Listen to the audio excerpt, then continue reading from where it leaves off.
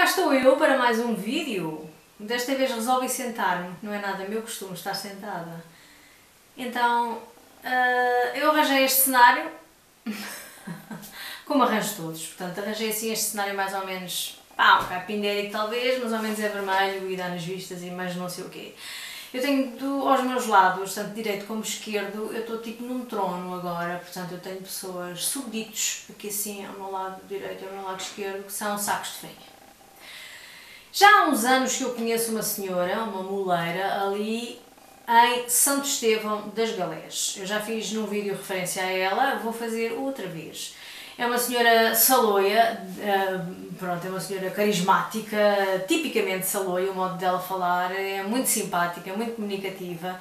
E ela tem eu ainda não percebi bem se ela tem mesmo um moinho, ou se manda moer, ou se tem campos e manda moer os grãos para fazer farinha. Isso eu ainda não percebi. Eu sei que ela tem um espaço que se pode considerar uma loja, quer dizer, aquilo não é uma loja, aquilo é um espaço comercial, onde ela vende a farinha assim em sacos como estes aqui, que eu tenho aqui aos meus lados. Deste meu lado esquerdo estão 5 kg de farinha de trigo para pão, própria para fazer pão, e deste lado aqui estão 1,5 kg de farinha de centeio. Portanto, ela ensinou-me que eu ainda tenho muito a aprender. Ela foi também padeira daquelas tradicionais, também com forno na quinta, com pronto, uma padeira também à moda antiga. A minha mãe foi também em jovem padeira, a minha mãe amassou muito pão em jovem, em solteira. Talvez também depois de casada, isso já não sei bem, mas em solteira foi um dos trabalhos que ela teve.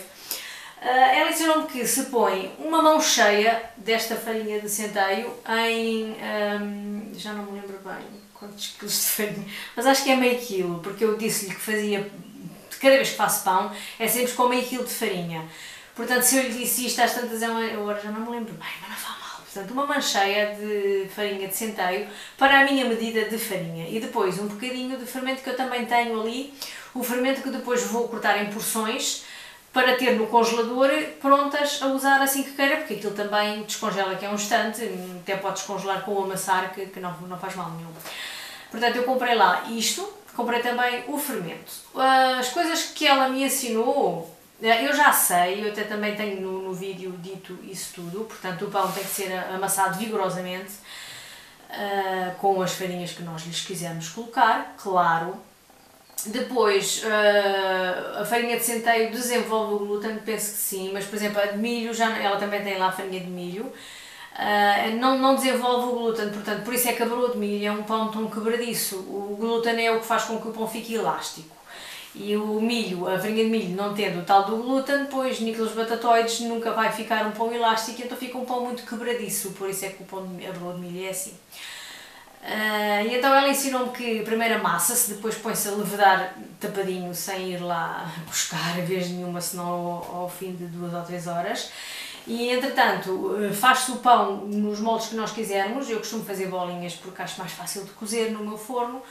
Poderia eventualmente fazer um pão só, assim subcomprido e depois fatiá-lo, mas eu acho que não fica tão bom, eu prefiro fazer bolinhas. E então depois coloca-se no tabuleiro, tal como eu faço, com o tabuleiro enfarinhado, tal como eu faço. Depois, como nós mexemos novamente no pão, quando nós vamos tirar o pão da taça, quando já está lévedo, a massa já está leveda, nós ao mexermos na massa quebramos a levedura nesse momento.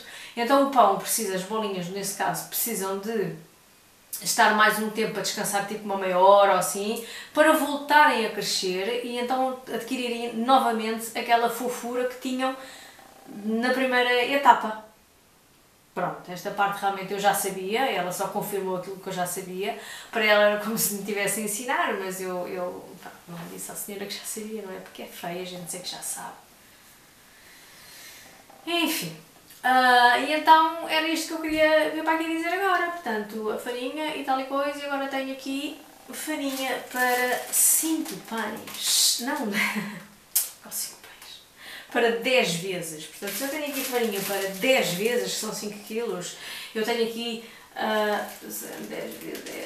120 bolinhas neste saco estão 120 bolinhas de pão, das minhas.